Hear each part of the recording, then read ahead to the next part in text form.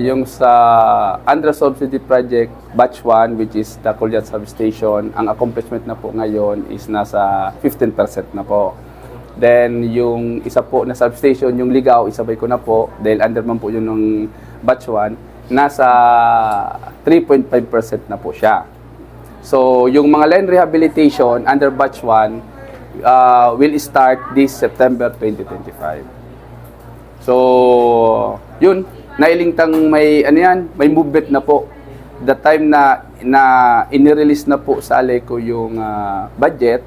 So nagbigay na si Aleco ng 15% mobilization last August. So nag-start na din yung ating mga contractor. So yun, may mga movement na po. Magkano po sir yung unang ibinaba para sa... Actually yun nga, yung first batch, nagtototal po siya na 387 million. Yung tatlong substations? Dalawa lang po, yung Kulyat at saka yung Ligao Substation. Then may yung batch 2, which is equivalent to 823 million. So nagtototal ba yun na nasa 1.2 billion lahat-lahat. Kailan po yun sir mangyari? Yun nga, pag itong batch 1 naka-accomplish na po ng 80%, 80%, pwede na din po ma-release yung batch 2. Yung 800 million sir na para second, yung batch 2, ano po ang intended po yung para sa ano? Okay. Yung sa batch 2, yun na po ang yun ang 4 na substation. Mag-install po ng substation going to Manito, substation going to Piodoran, substation sa Bakakay, then upgrading ng Tabako substation. So dakulaon po ini natabang, especially ini pong going to Piodoran and going to Manito. Why? Allow yun na po nila na-express ang low voltage. So once na na-install po ini, 100% po ako na din na po sila maka-express ng low voltage. Ini pong nabanggitin ng mga substations, bawat isa, kada saro, pira pong MBA. Okay. Yung sa, unay natin yung sa batch 1. Yung sa Aleco'S Substation, 120 MBA. Yung sa Ligao Substation, from 20 MBA, gagawin natin ng 220 MBA, so additional na 20 MBA. Sa Bakakay, 110 MBA, going to Piodoran, 110 MBA, going to Manito, 110 MBA, then yung sa Tabako, upgrading from 20 MBA, gagawin natin ng 40 MBA, additional of 20 MBA. Pag natapos po ito ng batch 1, ano pong maramdaman sa Albay? Okay. Ano pong ma-experience po? Again, based po naman sa aking pig report, yung involved na mga places, mga lugar under batch 1, sure po na makaka-experience po ini na malilesen ang interruption, ang low voltage, ma-address, plus, syempre, ang system loss sa areang duman, mababa, which is makakatabang sa entire system loss ng Aleco. So, pag nagbaba ang system loss, ang rate mababa.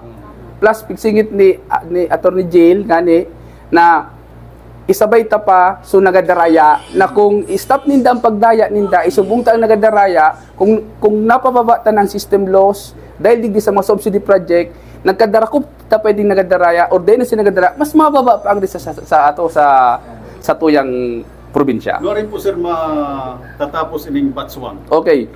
Under batch 1, again, pag sa substation, ang nasa kontrata, maximum of 9 months. Matatapos nila. So, dapat matapos next year, May 2026. Ini pong line rehab, so sa Ginubatan at saka going to Barangay Misibis, maximum of 6 months, matatapos March 2026. But according nga kay GM Bookset, kung mas matapos na mas maaga, mas maganda. Yun po. Susunod po agad yung batch 2? Susunod po agad. Kaya po sir matatapos yung major rehabilitation ng lahat ng ito? Actually, once na natapos po ito na 1.2 billion, i-expect po kang Albay ang magiging impact nito, ang improvement ni Aleco. But hindi taman ba yan maiidali? Dahil ini na 1.2 billion, hindi pa ini so lahat na piga-agad ng mariyap ang lahat. So igwapan nagkatarada, which is ang target talaga kang sa tuyang general manager na si Engineer Wilfredo Oboksit. Lahat ng mga munisipyo makaganta tabing mga substation. So ining 1.2 billion na ini, at least nakakaganta na po ang ibang mga munisipyo. So once na nangyari ini, ito na sana po ng munisipyo ang mayong substation. So kung igwa na naman kailangan na subsidy, kaaganta naman mga substation yan, ako 100% sure na ining Aleco ma-improve po talaga. With all yun. these batches, first, second batches, ilang LGUs or municipio and cities ang meron ng substation? Actually, ang 17 LGUs. okay, Eight. Manito, Kinubata, ay wala pa pala Kinubata, Daraga, Dito, Daraga. Bakakay, Piodoran, yan po ang nadagdag. Dahil yung iba po, pick up grade. Yung Ligao at saka yung Tabako. So, Santo Domingo. Santo Domingo, yung na-energize na po natin. Yun nga ni, one example po ito, yung sa Salvation po bagang pick-energize ta. Ngunyan, kang na-energize na po ito, gumina yun po sa low voltage area. Na-feel ninda, so igwaman po na brownout, but lessen na po yung brownout. Which is, yung voltahe, luminangkaw na po. But, igwa pa mga brownout dahil ang nailing pa po, mga vegetation, dakulaon po na tabang ining nasa batch 1 na i-rehab atong linya, i-insulated ining from Salvation to Barangay Misibi. So, once na nangyari ining batch 1, mas ma-improve pa po ito, mas magayunon pa itong Salvation Substation going to Isla. Sir, tanong ko lang, yung system loss natin, ilan po ngayon? Nasa 23 po yan. Ang yes po. Percent. Si Engineer, kumusta yung kamutakan ka nga Aleco? Actually, ang kamutakan kang Aleco, siyempre, ang matatanong ko sana sa technical. Yes. So sa technical, still, from pag-take over na Aleco up to now, trabaho sana kaming trabaho, yun ang order sa mga ni GM. Nganing, ang aim na muya is to improve the reliability, mababa ang system loss. So, nailing man ito dyan. Maski Banggina, nagatrabaho, maski Maga, nagatrabaho. Yan ang order ko sa inda, yan ang order sa ko ni GM. Ngata, gusto tayo probe sa mga Albayano, na si Aleco mo yan, ang mga lineman mo yan kang Aleco, gigibo ng gabos, nganing may improve ng Aleco. Kaya, ang pig-agad mo lang po, ang kooperasyon kang mga member consumer, kung ang IMTA, para riyas na ibaba ang system loss, ma-achieve tayo ni. Yung minsan na yan, ang makinabang, kita lahat na Albayano ba ko? Oh, yun.